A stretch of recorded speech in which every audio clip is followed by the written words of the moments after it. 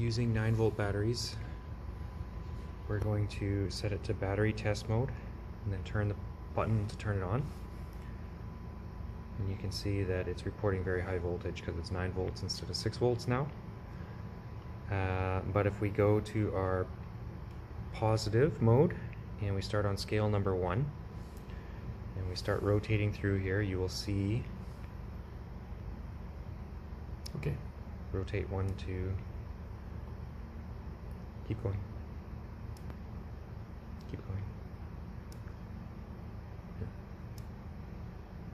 You can see it's getting readings. If you go to the negative scale, go back to 1.